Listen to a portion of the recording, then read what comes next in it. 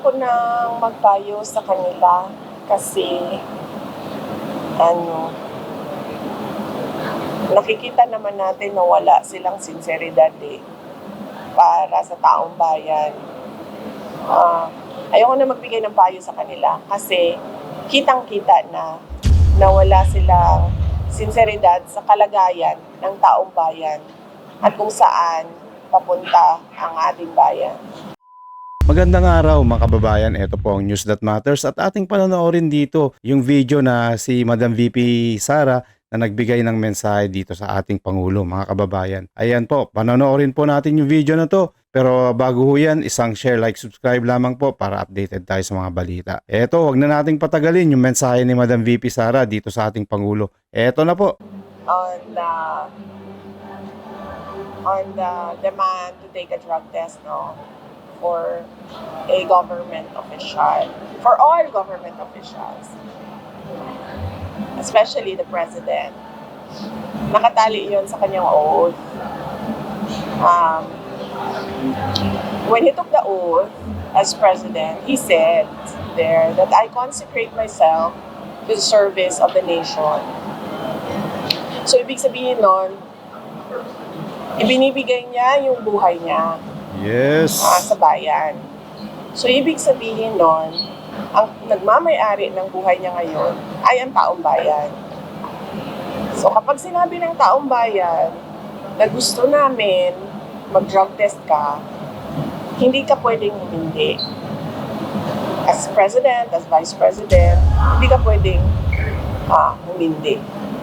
Kasi that is a question on your competency to lead and to erase all doubts on your competency and your decision-making skills is just to do the drug test.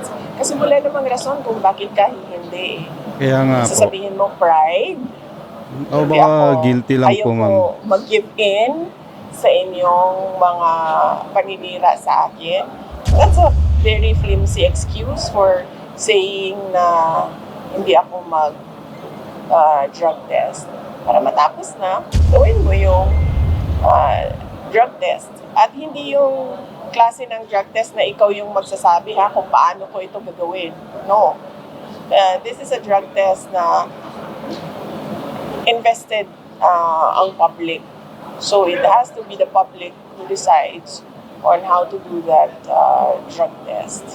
As an example, noong sinasabi ng mga members of the House of Representatives na buang ako, lukaret ako, nung sinabi nila na kailangan ko mag-neuropsychiatric exam, ano ba sinabi ko? Sabi ko, oo, gagawin ko yan. Tapos nung sinabi ko, oo, gagawin ko yan, wala na silang sagot, diba? Tumahimik na sila. So I was waiting for them to set up the House of Representatives for me to take that neuropsychiatric exam para masagot na. Hindi pwede humindi ang President and Vice President sa drug test. And huwag siya mag-alala. Huwag siya matakot. Sasamahan siya. I'm sure sasamahan siya ni Senator Amy. Magpapadrug test din yun. Ako, kahit na konti na lang yung naiwan sa buhok ko, sige, magpapadrug test din ako. Huwag siyang matakot. Kasi para sa bayan naman yun eh. Hindi naman yun para sa yung sarili namin. Ma'am, may mga panawagan ngayon or with all the allegations of corruption against the government and against the president, and as your constitutional mandate, ma'am, as successor of the president, if anything will happen na mag-resign si Pangulong Marcos, how could you uphold yung constitutional mandate mo, ma'am, as the successor of the president? How do I uphold? Yes, What do you mean? It's automatic. Yes, ma'am. In case Are you of... ready, ma'am, na... Of course. There is no question about my readiness. I presented myself to you when I was a candidate for vice president. with the understanding that I am the first in line in succession. Pinresenta ko sa inyo, Yes. tumakbo ako bilang Vice President, pinresenta ko sa inyo yon, ang sarili ko, at alam ko na first in line ako sa succession. Wala nang tanong doon kung ano ang gagawin ko. Yun ang mandate sa akin ng Constitution. At alam ko yun nung ako ay tumakbo. At binoto ninyo ako as Vice President knowing that I am the first in line. Your comment po on Makabayan Black's call na hindi lang si BBM ang mag-resign, kundi kayo din po and then establish a transition council. Your comment? Ang sa akin, I have an oath as Vice President. And I said in my oath to preserve and defend the Constitution. So yan Thank yung you. trabaho ko. Any extra constitutional movements or actions is beyond my sphere. So kung gusto nila na gumalaw sila labas sa Constitution, eh nasa kanila na yan. So do you think tactic lang nila to take over the government? Ng Makabayan. Patagal naman na yan sila gusto mag-take over sa government eh. So, I don't think it's a tactic. It's matagal na yan. Gusto ng Makabayan mag-take over ng government. Matagal na yan. Matagal na rin nilang alam na hindi nila kakayanin. At saka hindi nila magagawa yan. Kaya ang ginagawa nila, naghahanap sila ng mga pangulo, mga presidente, kung saan nakikipag-negotiate sila na tumutuloy yung kausa nila o kung ano man yung pinaglalaban nila dyan, na merong understanding na pinapayagan kami ng presidente. So sa tingin ko, hindi ko masabi kung bakit nila pinapatanggal si Marcos, pero sa tingin ko, alam nila na walang negosasyon sa akin tsaka sa Makabayan. VP, reaction mo, VP, sa report sa military back Yan ang VP natin. and the potential appointment of May paninindigan. caretaker president. Sinabi ko na yan na kanina, I took a note and I said there to preserve and defend the Constitution. So hanggang dyan lang ako sa kung ano ang meron sa Constitution natin. Labas dyan, hindi na, sa kanila na yon, hindi na ako kasali dyan. Yung panghuling message mo kanina. Sa ICT event, I said that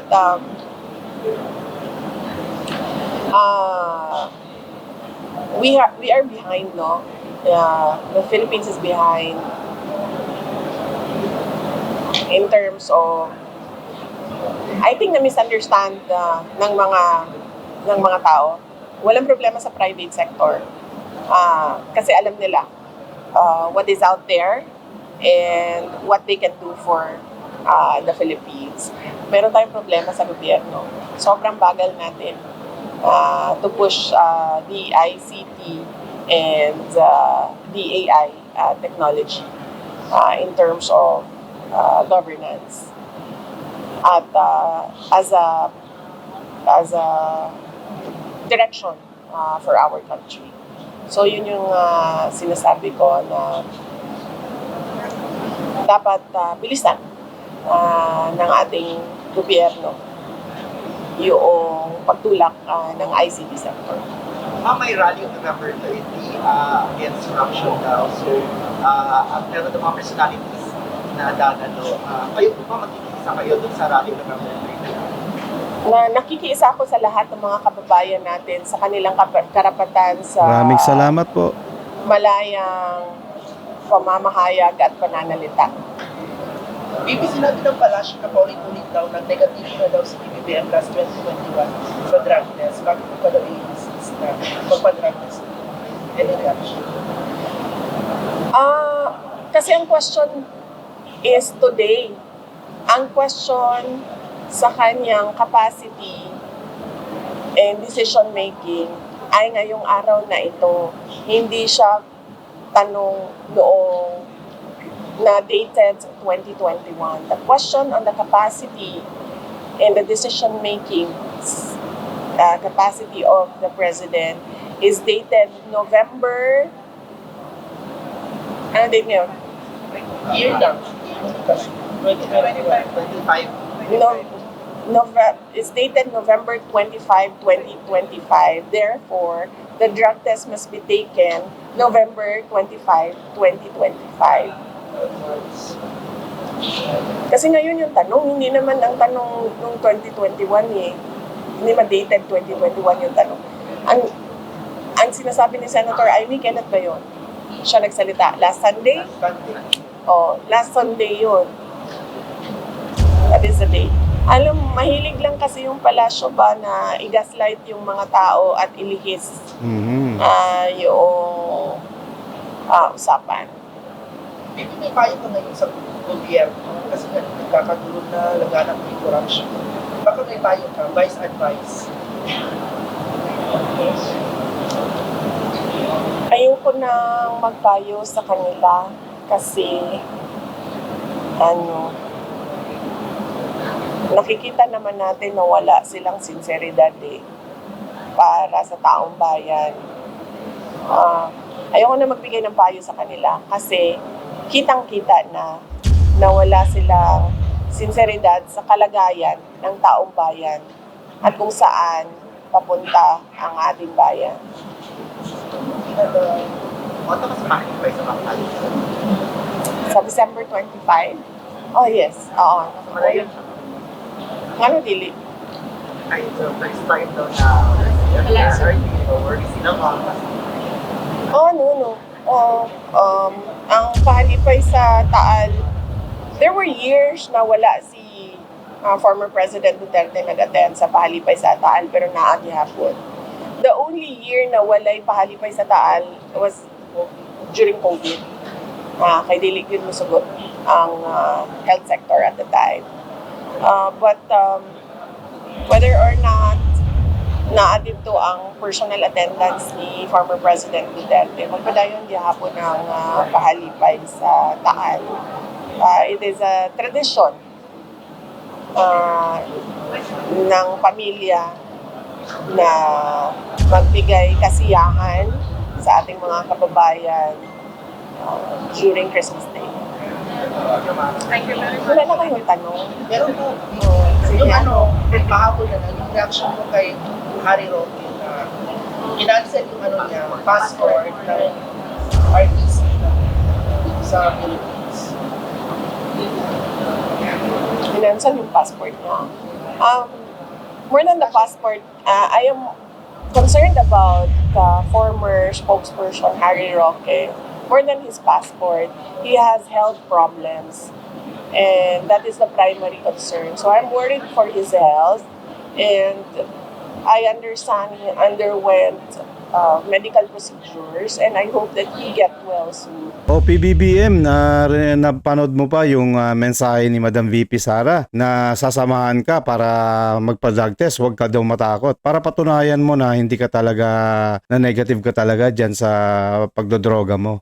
At sasamahan ka rin ng kapatid mong si Ate Amy Marcos mo, sabi ni Madam VP Sara. Kaya huwag ka nang mahiya, huwag kang matakot. Yun ang mensahe ni Madam VP sa'yo. Para naman na yung mga tao, mabawasan naman na yung bad impression sa'yo, PBBM. Hanggang dito na lang ho tayo mga kababayan. Maraming salamat po. Isang share, like, subscribe lamang po mga kababayan para lagi po kayong update sa mga balita dito sa Pilipinas. Ito po ang News That Matters. Mag-ingat po kayo palagi and God bless.